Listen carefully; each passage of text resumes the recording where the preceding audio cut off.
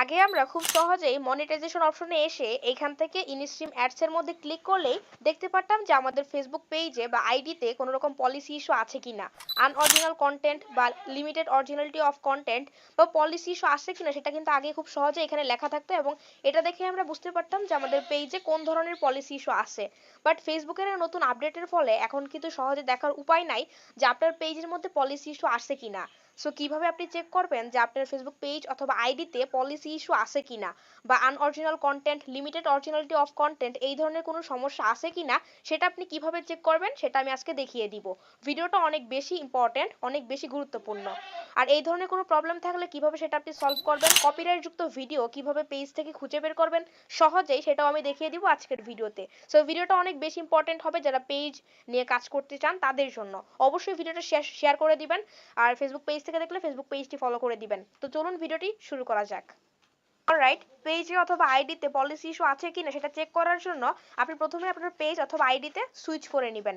দেন উপরের দিকে three dot line দেখতে পাচ্ছেন, এখানে ক্লিক করে দিয়ে আপনি এখান থেকে চলে আসবেন প্রফেশনাল ড্যাশবোর্ডে। সো এখান থেকে প্রফেশনাল ড্যাশবোর্ড এটার মধ্যে ক্লিক করে দিলে আপনার সামনে এরকম পেজ ওপেন হয়ে যাবে। নিচের দিকে স্ক্রল করে আসবেন, দেন এখান থেকে মনিটাইজেশনের একটা অপশন দেখতে পারবেন। বাট এইখানে ক্লিক করলে আপনি বুঝতে পারবেন না যে আপনার পেজের মধ্যে পলিসি ইস্যু আছে কিনা।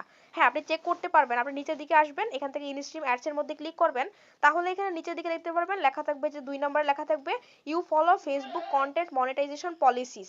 এখানে দেখুন একটা ক্রস চিহ্ন দেওয়া আছে, তার মানে নিশ্চিত আপনার পেজের মধ্যে পলিসি ইস্যু আছে। এখন পেজের মধ্যে কোন ধরনের পলিসি ইস্যু আছে, লিমিটেড অরিজিনালিটি অফ কন্টেন্ট নাকি হচ্ছে আপনার আনঅরিজিনাল কন্টেন্ট বা পলিসি ইস্যু, কোন ধরনের ইস্যু পেজের মধ্যে বা আইডিতে আছে সেটা কিন্তু এখান থেকে আপনি বুঝতে পারবেন না। এখানে যদি কন্টেন্ট মনিটাইজেশন পলিসি এখানে ক্লিক করেন তাহলে কিন্তু ফেসবুকের যে পলিসি ইস্যু আছে সেখানে আপনাকে নিয়ে যাবে। আপনি কিন্তু এখান থেকে বুঝতে পারবেন না যে পেজে কোন ধরনের পলিসি ইস্যু আছে। সো এটা বোঝার জন্য আপনি এখান থেকে ব্যাকে চলে আসবেন, আবারও ব্যাকে আসবেন, এইখান থেকে আপনি চলে আসবেন পেজ রিকমেন্ডেশন অথবা প্রোফাইল হলে প্রোফাইল রিকমেন্ডেশন এই অপশনটাতে চলে আসবেন। জাস্ট এখানে পেজ রিকমেন্ডেশন এখানে ক্লিক করবেন, তাহলে এখানে দেখতে পারবেন এই ইন্টারফেসটা কিন্তু রিসেন্টলি চেঞ্জ হয়ে গেছে। এখানে আগে অন্যরকম অপশন ছিল, এখন কিন্তু এটা চেঞ্জ হয়ে গেছে। এখান থেকে আপনি চলে আসবেন পেজ স্ট্যাটাস এই অপশনটাতে, জাস্ট পেজ স্ট্যাটাস এখানে ক্লিক করবেন। তারপর এখানে দেখতে পারবেন দুইটা অপশন থাকবে পেজ বেনিফিটস এর মধ্যে, প্রথমেই থাকবে পেজ ইজ রিকমেন্ডেবল এবং দ্বিতীয়তে থাকবে রেস্ট্রিক্টেড মনিটাইজেশন, অথবা এখানে থাকবে আপনার ইলিজিবল টু মনিটাইজেশন। যদি আপনার এখানে লেখা থাকে রেস্ট্রিক্টেড মনিটাইজেশন তাহলে ধরে নেবেন যে আপনার পেজের মধ্যে অবশ্যই অবশ্যই পলিসি ইস্যু আছে। আর যদি এখানে লেখা থাকে ইলিজেবল টু মনিটাইজেশন তাহলে এখানে ক্লিক করে দেখতে পারবেন যে আপনার পেজের মধ্যে কোনো ধরনের পলিসি ইস্যু বা পলিসি ভায়োলেশন নাই। আমার এই পেজে দেখতে পাচ্ছেন লেখা আছে রেস্ট্রিক্টেড মনিটাইজেশন। আমি যদি এইখানে ক্লিক করি তাহলে দেখতে পারবো যে পেজে কোন ধরনের বা কোন টাইপের পলিসি ইস্যু আছে। সো আমি এখান থেকে রেস্ট্রিক্টেড মনিটাইজেশন এটার মধ্যে ক্লিক করে দিচ্ছি, তাহলে এখানে দেখতে পাচ্ছি যে আমার এখানে একটা সমস্যা শুধু আছে, সেটা হচ্ছে লিমিটেড অরিজিনালিটি অফ কন্টেন্ট। দেখতে পাচ্ছেন পলিসি ইস্যুর মধ্যে রয়েছে লিমিটেড অরিজিনালিটি অফ কন্টেন্ট, তার মানে আমার এই পেজে একটাই সমস্যা আছে।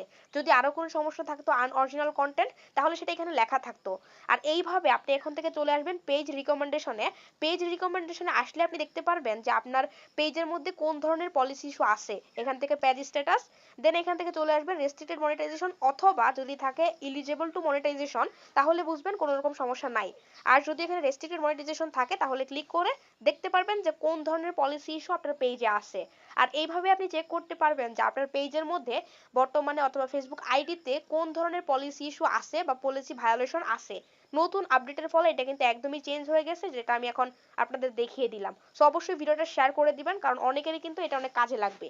আচ্ছা, এবার আসা যাক যে আপনার পেজ তো দেখলেন যে পলিসি ইস্যু আছে।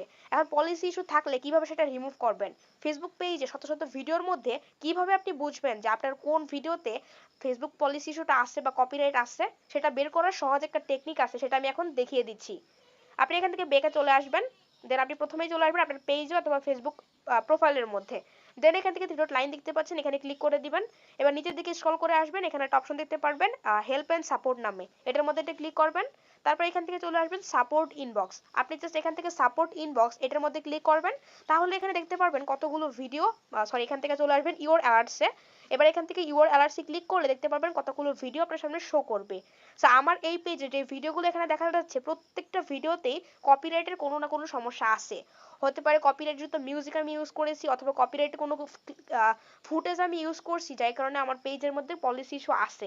আমি যদি এটা দেখা এখান থেকে এটা ওপেন করলাম, দেখুন এখানে লেখা আসছে যে হচ্ছে, দেখুন এই ভিডিওটাতে লেখা আসছে এই ভিডিওতে আমি ক্লিক করব, নিচের দিকে সি ডিটেলসে ক্লিক করব, দেখুন লেখা there are some changes to your videos because it may contain music owned by someone else.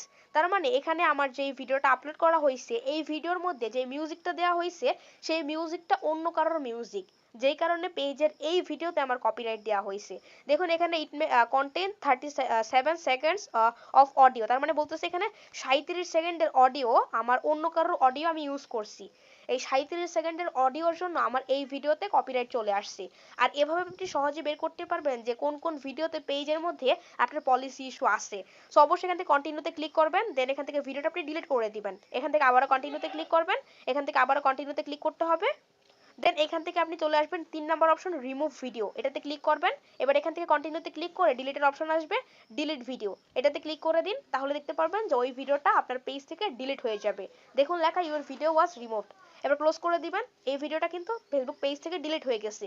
এভাবে আপনার এইখানে সাপোর্ট ইনবক্সের মধ্যে যতগুলো ভিডিও দেখা যাবে প্রত্যেকটা ভিডিও আপনি ডিলিট করে দিবেন, তাহলে আর পেজের মধ্যে কপিরাইটের কোনো সমস্যা থাকবে না। সো আই হোপ আপনাদের ভিডিওটা কাজে লাগবে, কারণ হচ্ছে কিভাবে খুব সহজে আপনি কপিরাইট যুক্ত ভিডিও খুঁজে বের করবেন সেটা কিন্তু এটা ছাড়া কোনোভাবে সম্ভব না। অবশ্যই এই টেকনিকটা অ্যাপ্লাই করবেন। যদি ভিডিওটি ভালো লাগে তাহলে অবশ্যই ফেসবুক টাইমলাইনে শেয়ার করে রাখবেন। ফেসবুক পেজে হলে ফেসবুক পেজটি ফলো করে দিবেন। তো দেখা হবে অন্য কোনো ভিডিওতে, সেই পর্যন্ত ভালো থাকবেন সবাই, আল্লাহ হাফেজ।